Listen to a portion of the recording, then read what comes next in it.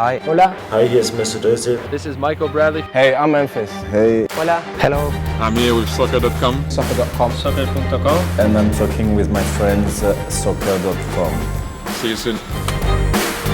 Hey guys, Josh from soccerreviewsforyou.com, bringing you my first impressions plus on-feet video of the brand new Puma evoPOWER Vigor 1 in the pre-release camo colorway. Now this is a shoe that I'm personally very excited for. It's the first major redesign that we've seen for the evoPOWER line, a line of top-end shoes that I think has been very underrated ever since it first came out. And this new iteration that they've released now is something that's very unique, very interesting, and a shoe that I just can't wait to get more time into. So of course, in today's video, I'm gonna be going over all of the details on the new evoPOWER. So if you're interested in learning more and interested in hearing my first impressions of the shoe, stick around and watch the entire video. If you're interested in a pair for yourself, there'll be a little pop-up on screen as well as a link down below in the description. That'll take you to the review page on my website where you'll find buy it now links with exclusive SR4U coupon codes where you'll be able to pick these up below their normal $275 retail price. Keep in mind though that this is a pre-release version, which is why the retail is a little bit higher than likely what the general release version will cost. So if you don't necessarily have to have a limited edition version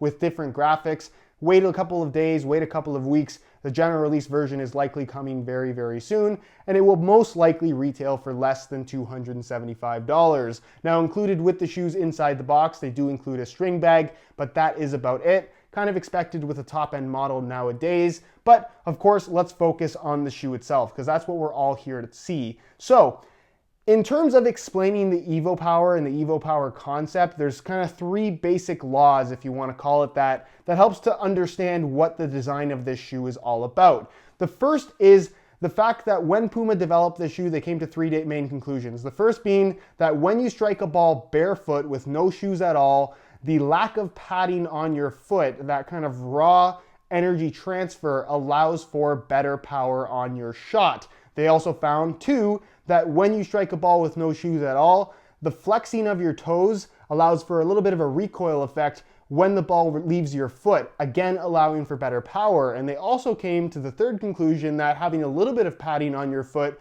allows for better accuracy. Obviously, this shoe is not going to make your shot more powerful or more accurate. No shoe will do that. But that logic is how they went about designing the evoPOWER line. So on paper, technically, the evoPOWER Vigor 1 features a lot of the same elements that we saw on previous evoPOWER models. The sole plate and stud pattern is taken directly from the evoPOWER 1.3. You still have Adapt Light Synthetic, and you still have AccuFoam padding, kind of the three main characteristics of the evoPOWER line. With that said, the way they've implemented those technologies is in a very unique way that's entirely different in terms of feel in comparison to what we got from previous evoPOWER models. So the upper is made up this time around of two main elements, or two main materials, I should say. You're gonna find a mesh-based material that's slightly elasticated. You can see it's white here, running through the middle where the laces are, and then of course along the edges. All the parts that don't have the crazy pattern is that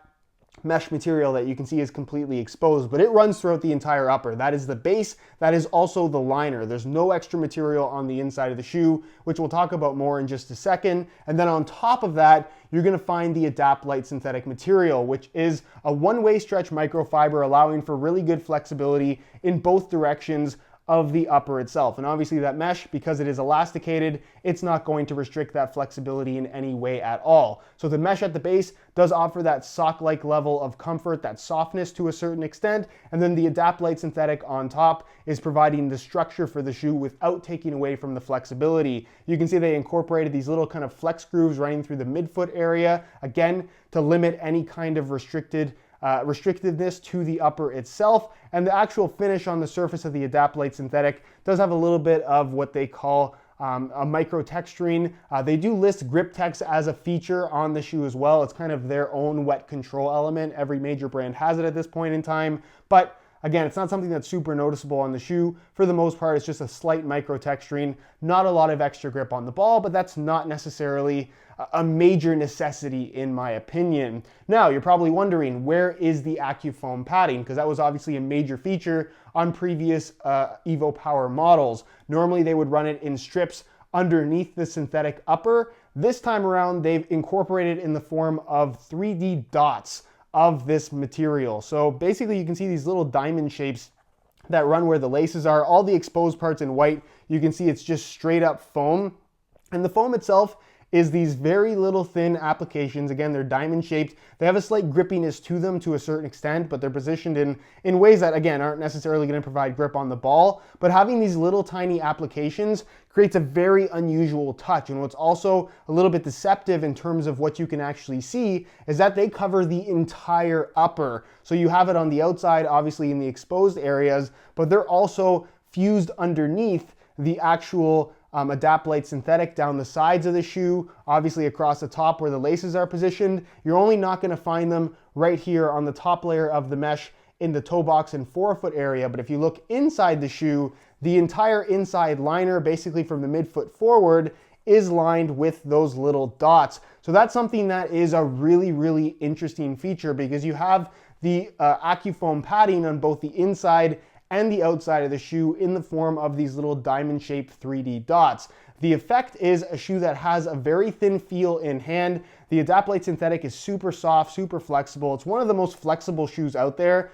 In comparison to any other synthetic shoe, I really can't think of anything that does feel more flexible. Pretty much no break-in time required. The shoe just moves extremely well with the natural motion of your foot, no matter what you're doing. So you get that really nice flexibility, the very uniform sensation in terms of thickness, and you still get that dampened effect from the actual AccuFoam dots scattered across the entire upper without feeling bulky. I guess that could be the one complaint of the evoPOWER, is that it feels very soft. It feels thin on your foot until you make contact with the ball, where I know a lot of people had the complaint that it did have too much of a dampened effect. Kind of took away from feel at all, if that makes any sense. Whereas with this shoe, you're still getting that dampened effect, that padding that, again, is part of the evoPOWER rules, if you will. But at the same time, it still has that responsiveness. It still has that pingy sensation you would expect from a thin shoe, but it's soft, it's comfortable, it has that sock-like material as the base for the upper. And again, all of these features in combination with each other just make for a very, very unique feel on foot. The laces run through the middle of the shoe, as you guys can see, and run through these little lace loops, which we'll get a closer look at a little bit later in the video. You have a standard low cut at the heel, which is something that I guess is somewhat of a controversial choice for a lot of new top-end models, because mid-cuts seem to be the most popular thing at the moment, but I really feel like this was the best option for this style of shoe. You can see that that low-cut collar piece kind of flows into the tongue, so this is technically a one-piece design, as you do have that mesh as the main kind of central base for the upper itself. So the design itself, I guess, is somewhat reminiscent to a certain extent to the X15.1, although that wasn't a true one-piece upper. Also a good comparison would be the Elastico Finale, the indoor line from Nike. But this is different than both of those shoes in regards to how it fits. I would say this is the best implementation of that style of a design. You're gonna have an internal plastic heel counter with this nut, which is nothing too crazy. Internally, you're gonna find that it has a really, really nice synthetic suede liner at the back, as well as along the sides, which is something that I always really like to see, just because it allows for obviously good softness against your heel, but the synthetic suede also does a really good job of gripping your socks, eliminating any kind of heel slippage. And again, I just like the low cut feel in general. Really no chafing, really nothing uncomfortable, pretty much good to go out of the box. The insole, fully removable. I'll pull it out for you guys just so you can get a look at it. Pretty straightforward in all honesty. It's got a mesh liner on top. It's a red layer of foam that actually has a decent thickness to it, and then you have extra foam, perforated foam that's yellow in the heel as well as in the forefoot toe box area. So a pretty significant amount of foam underfoot, a decent insole overall, although nothing that I would say feels particularly remarkable. And then moving on to the sole plate and stud pattern, like I said, this is a carryover from the evoPOWER 1.3 where it was first new, but still a very good thing and not necessarily something I think they really needed to change. You get the gradual stability sole plate, which is made from a Pebax material. Basically what that means is that as you get from the toe to the heel, it gets gradually stiffer. So the toe and forefoot is very flexible by design, both this way and backwards, which again is kind of counterintuitive to how you would see a lot of soccer shoes designed. Then you have a little bit of a spine thing. It's difficult to see with this color because it's all translucent, but it gets stiffer through the midfoot and then obviously very stiff in the heel. Still feels very stable, no real issues in terms of just getting used to the feel of this. It's just really, really flexible and a very natural feeling shoe, which again, I personally think is a good thing. I don't see too many people disliking that aspect of this particular shoe. As far as the stud pattern is concerned, this is the evoPOWER stud pattern that is actually designed around striking the ball just like the rest of the shoe. So you can see the green studs here that are bladed studs. That's actually mimicking the motion of your foot, your plant foot, when striking the ball. So as you would plant to strike the ball, if you can imagine this, the outside of your heel is going to make contact first, so that initial stud. Then you're going to teeter over to the medial side. That's going to make contact. And then as you roll to the forefoot, you're going to teeter back to the lateral side, which is where these two studs make contact, and then eventually finish off on the tip of the toe on the medial side, which is where you see that other green stud. And then of course the conical ones are all fill-ins. So the end result is very, very good kind of planting power when you actually plant your foot to strike the ball. Obviously a very important characteristic for any shoe. And then you get the conical studs in between to fill in, providing just good aggressive traction overall. This is actually one of my personal favorite stud patterns out there at the moment.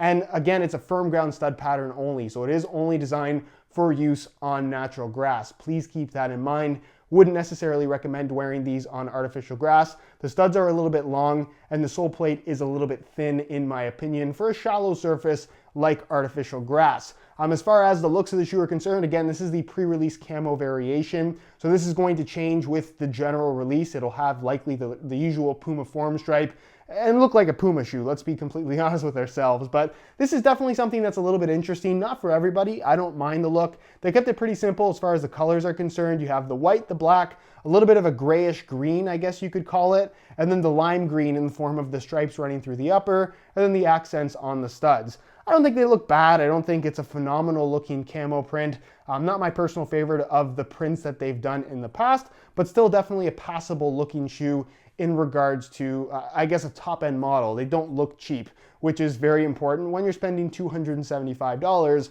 on a pair of shoes. Now, let's take a look at how these things fit. So I'll come and put these on really quickly. So on my right shoe here, you can see that I actually have a pair of green reflective SR4U replacement laces. If you guys are interested in a pair of replacement laces for yourself, the website to go to is www.sr4ulaces.com. There'll be a little pop-up on screen as well as a link down below in the description. So if you're interested in a pair, be sure to go ahead and check that out. So as you guys can see, the lacing system, it runs through the attachment points between the Adapt-Lite synthetic and the actual mesh base to the upper. So it's kind of an unusual way of doing a lacing system, but it seems to work pretty effectively. No major complaints there. And you can see as well, immediately when I put these on, you're going to get stretch from that mesh-based material running through the middle of the shoe. So it's a really good implementation of a one-piece design in that it gives you that perfect wrap of your foot, that sock-like sensation, but it's not restrictive. It's not overly tight in any way at all, which is always nice to see. Put on the left shoe really quickly as well, just so you can see that.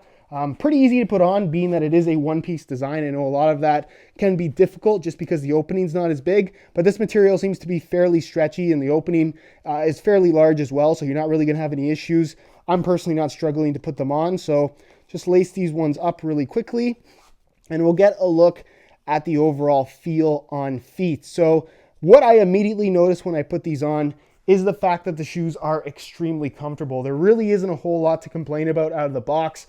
The heel slippage is none. There isn't any at all. You're locked down really, really effectively. The flexibility of the shoe is really good. There's really no restrictiveness pretty much in any direction, which is nice to see, but you still feel locked in with this shoe, which is obviously a very, very important feature with pretty much any soccer shoe, period. You don't want it to feel unstable, and you definitely don't get that sensation from this shoe at all. In regards to the actual width and general shape of the shoe, it reminds me a lot of the evoPOWER 1.3 in terms of the overall shape. Has a little bit of an anatomic shape to the toe box itself, which I personally don't mind, meaning that the point comes to a little bit more at the big toe as opposed to in the middle. But again, that's something that I don't mind at all. It fits me quite well, and I think most people won't have any issues with it whatsoever. If it feels weird at first, it's likely something you'll be able to get used to really, really quickly. And as far as width overall is concerned, they've got a good amount of width to them. This is a shoe that I think will fit most people pretty comfortably, even if you do have wider feet. So for the most part, you're unlikely to have any issues with the fit. As long as you get the right size, they should fit you quite comfortably. And as far as sizing is concerned, they're the same sizing as previous evoPOWER models, which is about a half size small. So instead of wearing my usual size 9 US, I bumped it up to a 9.5, and the fit and the length is absolutely perfect. So if you are looking to order a pair of these for yourself, I would strongly recommend going a half size up in order to achieve the best possible fit. So that is pretty much it, guys, for my review of the evoPOWER Vigor 1 in the pre-release camo colorway. Look out for more content on this shoe in the near future on my channel. If you're interested in the pair, again, there'll be a little eye in the corner of the screen, or you can click the first link down below in the description. That'll take you to the review page on my website, where you'll find buy it now links with exclusive SR4U coupon codes, where you'll be able to pick them up below their normal $275 retail price. If you have any questions for me regarding this shoe, leave them down below in the comments, and I definitely will get an answer out to you. If you enjoyed today's video, found it helpful and informative, be sure to support it with a like. Subscribe if you haven't already for daily videos on all the latest and greatest soccer gear. You can find all of my social media information linked down below in the description as well. And other than that, guys, hope you enjoyed today's video. And as always, thanks for watching.